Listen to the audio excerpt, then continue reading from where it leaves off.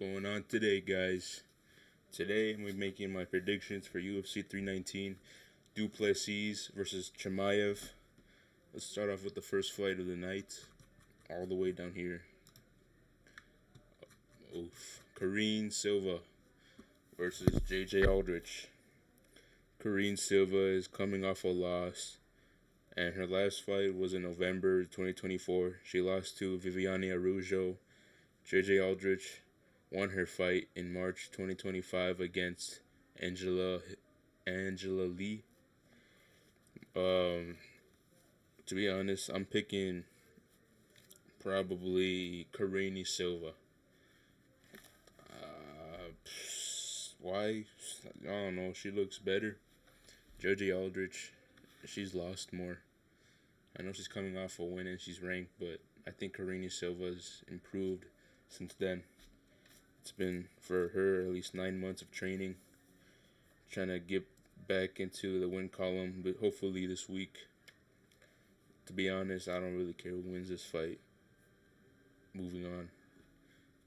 Fight number 2, Bryan Battle versus Nursultan Ruziboev. Bryan Battle won his last fight in December of last year against Randy Brown. And Ruziboev got a win this year in May 2025 against Dustin Stoltzfus. I'm going to go with Bryan Battle based off who he has fought. He's fought in Renat Fakhretdinov, Juset. He knocked out Gabe Green. He got a nasty head kick earlier in his career. He just seems better. And he's representing USA, and let's go. USA. All right, moving on to the third fight of the night. Edson Barboza versus Jakar Close.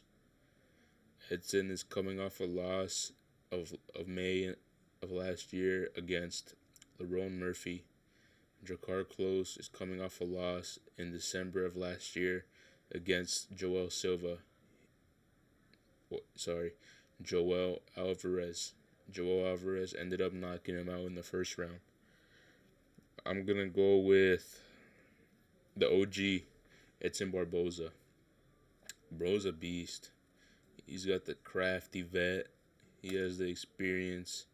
His striking is still really good. Not like how he once was when he was younger, but he's still pretty good. Jakar Close, he's just a brawler.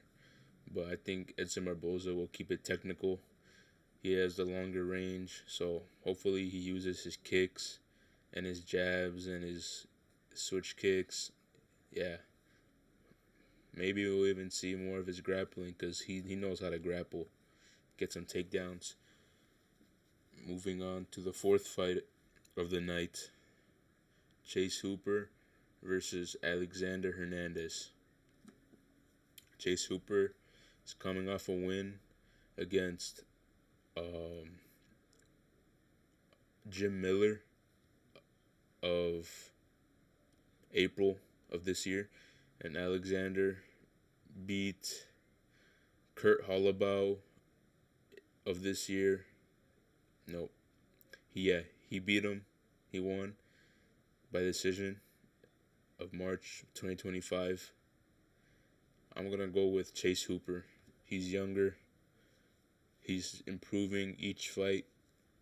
Alexander Hernandez, he's probably going to be getting slower, declining. He's like early 30s, but he's been through a lot of damage, and he's lost to many ranked fighters in the past. So I'm gonna pick Chase Hooper to win this by submission. He's a really good Brazilian Jiu-Jitsu. His striking is improving. His takedowns, his scrambles on the ground.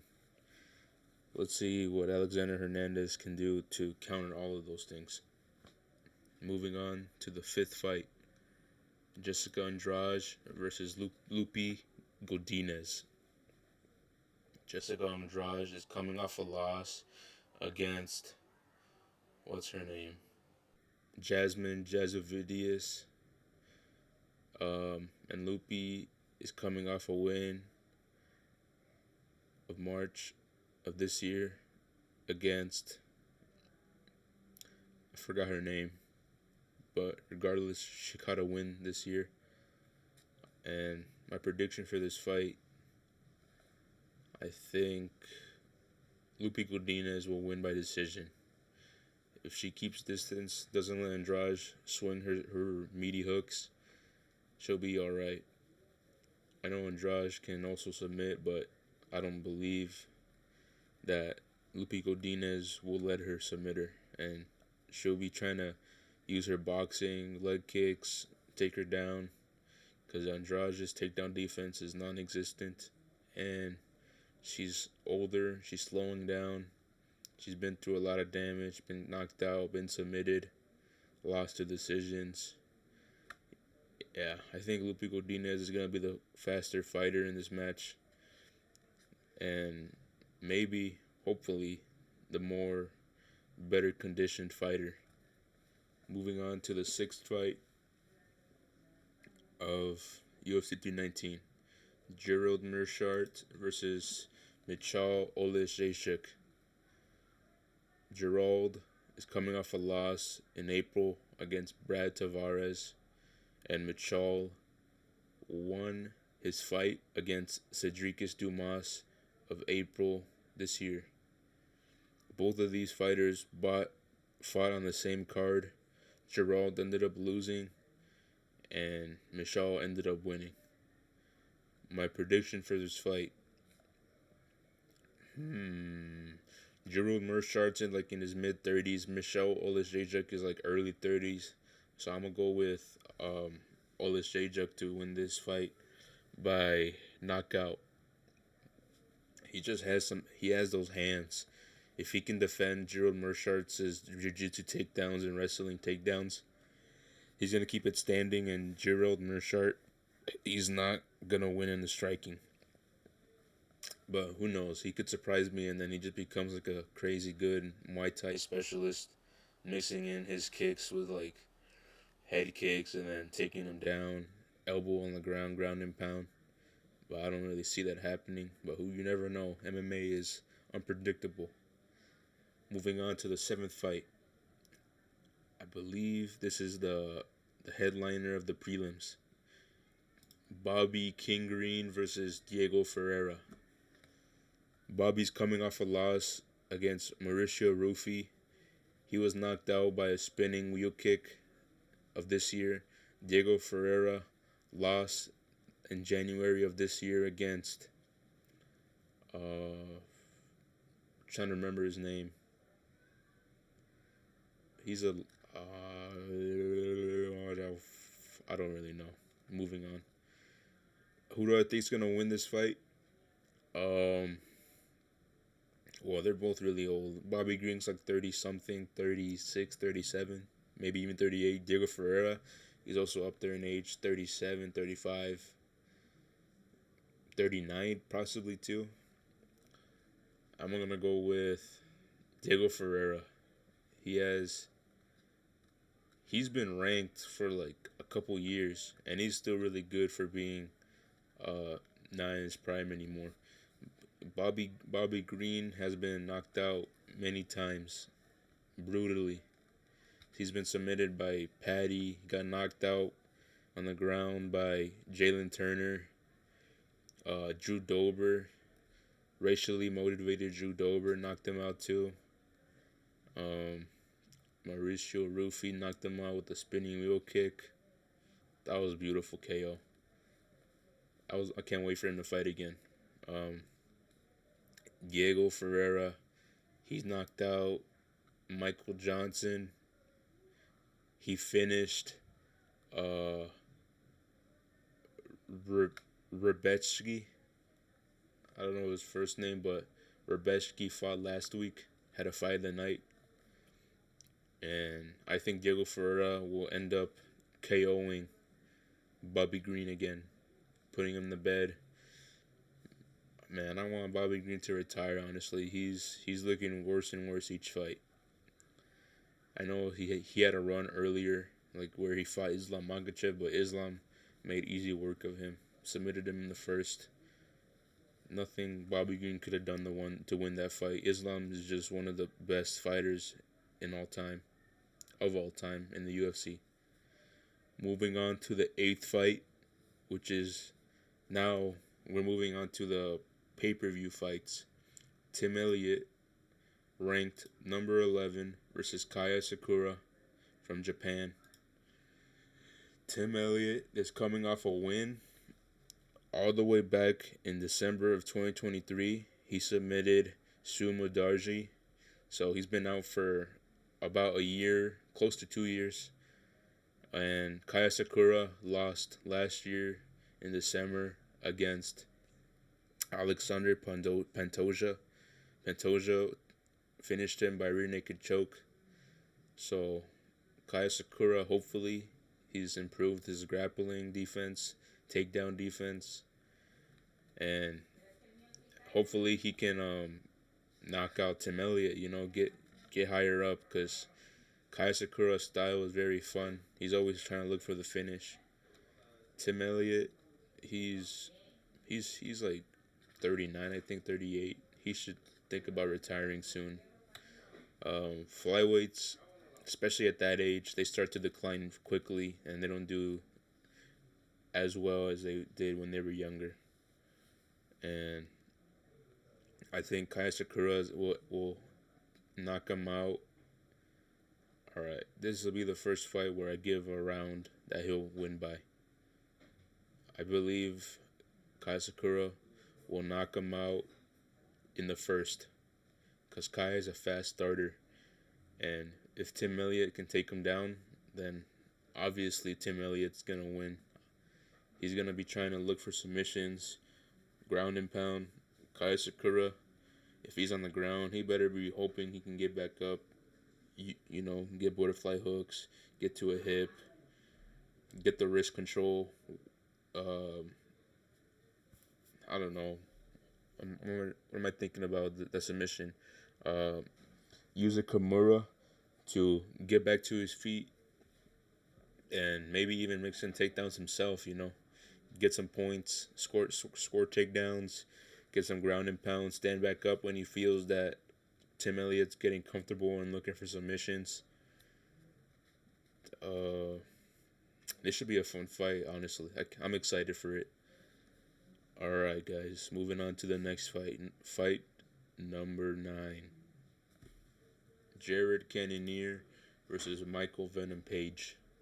The Killer Gorilla versus Venom Page is going to be exciting, hopefully. But I can see Michael Venom Page, using his footwork, darting in and out with his style. Jared Cannonier is coming off a win against Gregory Rodriguez by TKO of this year in February. Michael Venom Page, he's coming off a win against Chara Bullet, giving Chara Bullet his first loss in his MMA career. And to be honest, my heart says Jared, but my mind says Michael Venom Page. And my reason being, if Jared Cannonier cannot connect on Michael Venom Page, pressure the right way, cut off the cage, he's gonna be in for a decision merchant. He's gonna be decisioned. He's gonna be finished. He won't get knocked out or submitted, but he'll lose by decision if he's not able to cut off the cage, get in Michael Venom Page's face. Low kicks to slow him down. Avoid the punches from Michael Venom Page, because Michael Venom Page, when he darts in, that adds on to his power. And yeah, this should be a fun fight.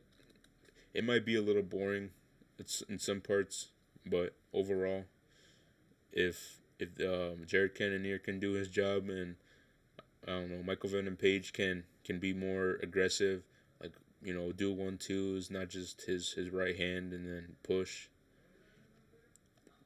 Maybe throw some head kicks, get a knockout against Jared. That'll be good for his name value. Make him become a top contender in the middleweight division.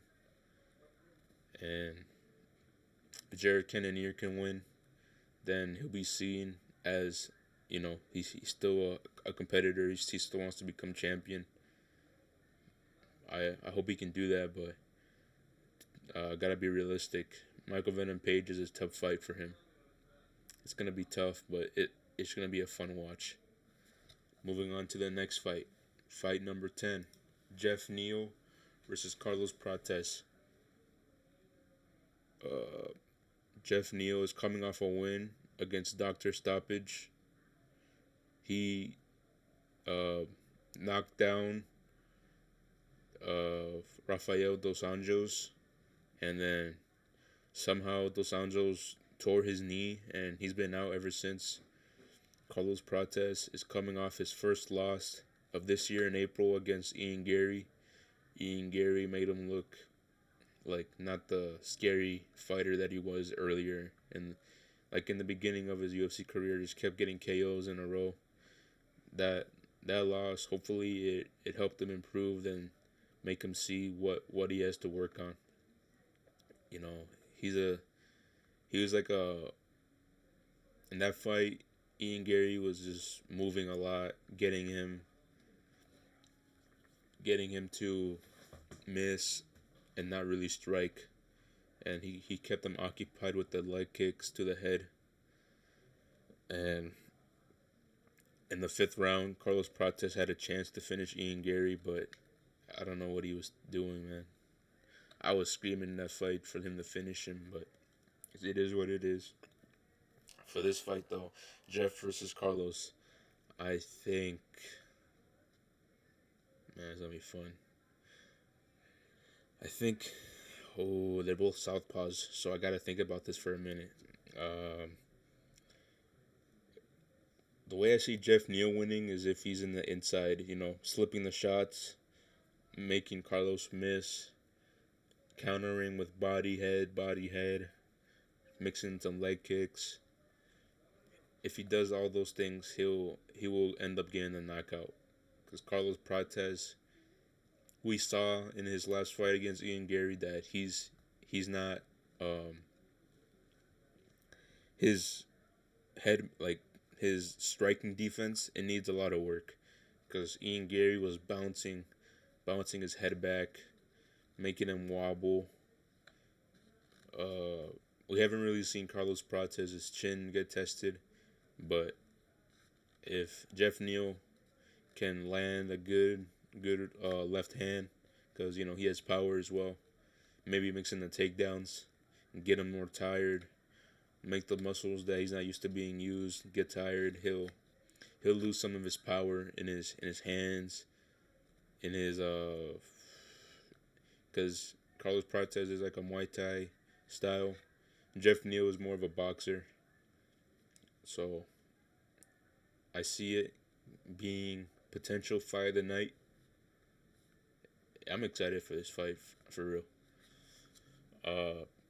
Carlos Prates, his way of winning, move, keep range, use the jab, leg kicks to the body, teeps to the body, leg kicks to his legs, high kicks, set it up, left hooks, right hooks, mixing some uppercuts, some flying knees, just get wild in there. Use his whole arsenal of strikes to make Jeff Neal occupied with defense, make him like feel that like if he enters and does something, then he'll get caught, and he won't want to enter.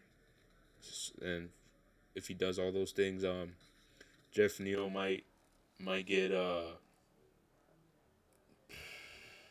because Jeff Neal lost to Ian Gary and Carlos Prates lost to Ian Gary as well.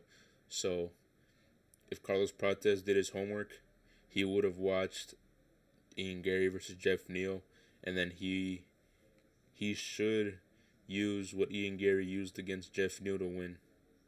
But be more vicious, try to get the knockout, because Jeff Neal, he's not he's not in invincible. He can get caught, he can get knocked out, he can get submitted. So both of these guys are finishable. Yeah, Carlos Prates just has to be more output.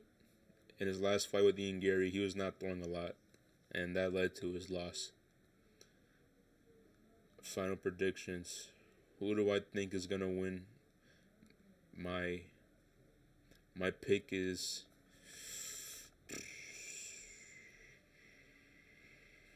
Carlos Prates, man. I want to see him keep winning.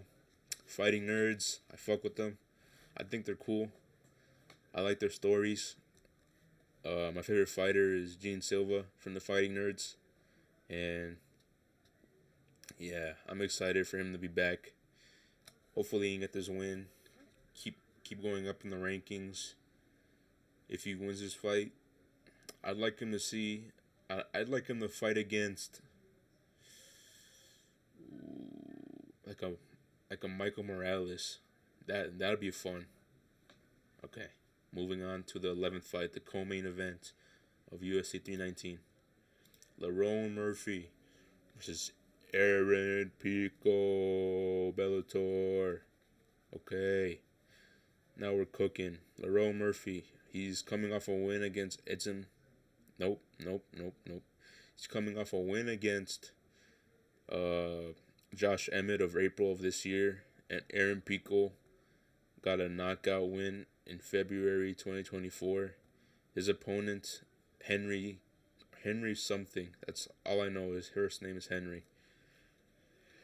Aaron Pico's a finisher, man. He gets knockouts. He has submission wins. He's been knocked out himself, but Lerone Murphy is 34. 34 at featherweight. It's not that bad, but it means that the more he gets older, the less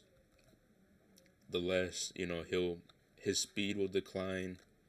His power will stay, but he doesn't really have much power. Maybe his fight IQ can help him win this fight, but my pick is the 28-year-old Aaron Pico. I want to see him win, man. He's exciting. Lerone Murphy's style is like I'm not the only one that disagrees with his style and that it's boring. A lot of people say that they make fun of him, saying, man, he's a grown adult making a run at UFC. At the same time, though, it's awesome to see that like no matter how old you are, you can still make it to the UFC and succeed. I mean, he's undefeated, so that counts for something. And despite all those factors, I'm still going to pick Aaron Pico to win, hopefully by knockout. That'll really put him on the radar of the UFC matchmakers. They want to see exciting fighters in the rankings, and in like pretty much every weight class wants exciting fighters. And if Aaron Pico could win, they should match him up against Patricio Pitbull. I would love to see that fight. Patricio Pitbull versus Aaron Pico. I know Patricio Pitbull's getting older, like 36, 37, around there. It doesn't matter, man. He's still pretty good. I mean, he beat Dan Ige, but that fight was super close. And, Aaron Pico never fought Patricio Pitbull for the featherweight championship in Bellator. So why not have them fight, now? Like, either he wins, then he could fight, like a top 5 opponent. If he loses, match him up against Patricio Pitbull. That'd be fun. Lerone Murphy, if he wins, make him fight.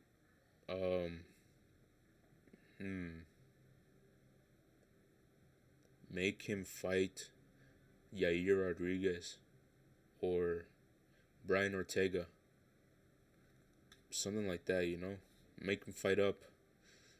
Uh, make test him because he's the best fighter from what I've gathered from my research.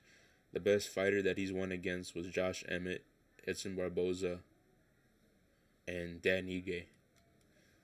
And those three fighters, they're good, but they're not like elite featherweight contenders. They're just above average, ones that can make it to the rankings and stay there. And Aaron Pico should be a good challenge, honestly, against Lerone Murphy. Aaron Pico's striking, he's fast, he's strong. Lerone Murphy's like technical, always trying to but he's always, using textbook strikes. He's throwing things when they're meant to be thrown. He's doing the right. His fight IQ is really good. He's doing the right things in the middle of the fight. He adjusts. He gets an occasional knockout here and there, but his defense, his takedown defense is pretty good. So my guess is that this fight will be on the feet the whole time. And hopefully we see a knockout from Aaron Pico. That would really build up his hype. Yeah, my guess, my prediction is Aaron Pico by second or third round knockout, TKO, either one. Moving on to the main event, Dricus still knocks Du Plessis versus Khamzat Bors Chimaev. Yes, sir. I'm excited for this fight. DDP is coming off a win against Sean Strickland by decision of February 2025. And Khamzat is coming off a win against rear naked choke submission against Robert Whittaker of October of last year. This is giving me goosebumps, man. This is making me excited just thinking about this fight. Listen, Dricus is good, but we really haven't seen him be tested like he's gonna be tested this Saturday, upcoming. Khamzat, he's one of those special fighters. His story, growing up in a poor country, a war-torn country, and then living in the gym, training, making his opponents look easy, the submissions, the knockout he had against Gerald, the way he beat Kevin Holland, Li Jingliang, his fight of the night with Gilbert Burns, his fight with Usman. He's always been in exciting fights. DDP, this is going to be his real challenge against Khamzat. If Dricus can beat him, in my eyes, he's the GOAT of middleweight. Because no one's beaten Chimaev yet, and from what we've seen so far throughout Khamzat's career, he's looked unbeatable. Gilbert Burns made him look beatable, but that was the weight cut to welterweight Chimaev, and well, he probably improved his cardio since then. He's training with Arman and Aaron Pico, where TJ Dillashaw used to train, his strength and conditioning coach in California. So I think he's preparing well for this fight with Dricus. Dricus, at the same time, he's training out of South Africa, and no offense to him, he became champion in South Africa, but I think he should have maybe took his training camp somewhere else, so that he could have learned some new things. Because I'm sure there's a lot of coaches that, a lot of middleweight contenders as coaches who study Khamzat, knowing that their fighter at some point is gonna have to fight Khamzat, and You know, Kamzat, he's unpredictable, man. He's always like the first couple seconds of the first round, he's looking for the takedown, and he's unbelievably strong. Like, look, bro, he's the favorite. That's crazy. The champion should be the favorite normally, but people believe that Kamzat's gonna win, and I'll be honest, I believe he's gonna win too. I think Kamzat, the story's been written for him already. He's taking his training camps seriously, more serious than in the past. You know, he's not fighting just for himself. He has a family to take care of. Look, this fight has potential to be fight of the night, even potentially fight of the year. This is how I see it going down. In the first round, Dricus circling, trying to get some strikes in, try to land some. And Kamzat's going to be, bobbing and weaving, bobbing and weaving. He's going to feint a right hand, go into a double leg. Dricus is going to defend it, try to. And if he does, if he's capable of defending it, he's going to switch it up to a single leg and, get his knees involved, make Dricus carry Kamzat's weight, slow him down early. If Dricus is able to keep it standing, then I can see it becoming like a war, like of strikes, because Kamzat's striking is actually really good. We saw that against Gilbert and Usman. And Dricus is striking. It's not the best, but it's effective. It works.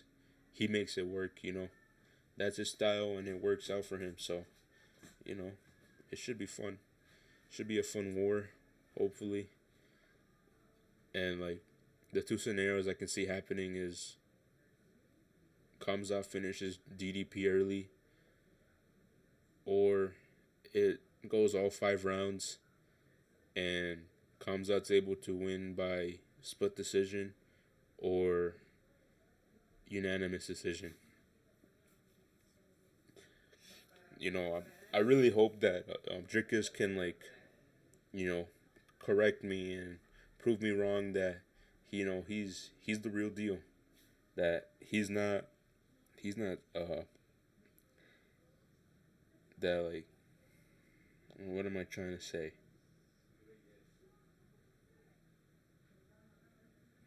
Because DDP said it himself. He wants to be the GOAT, the all-time best fighter. And beating Kamzat is another good win under his name. DDP has beaten Sean Strickland, Robert Whittaker, Israel Adesanya, Sean Strickland again. And if he beats Kamzat,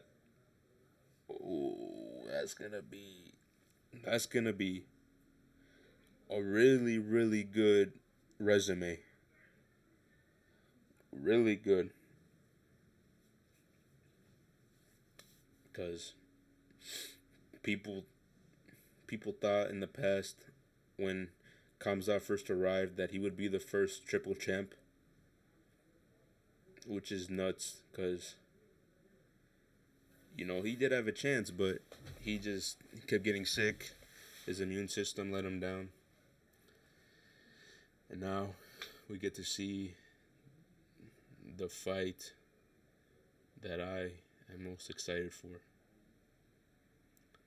My final prediction: Kamzat by submission in round 1.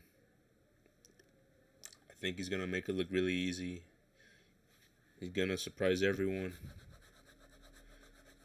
I think Kamzat was meant to become champion years ago, but now here we are. This is his time. Get that belt, retire, because he's already made a ton of money in the UFC, outside, inside. He's making a ton. And yeah, guys,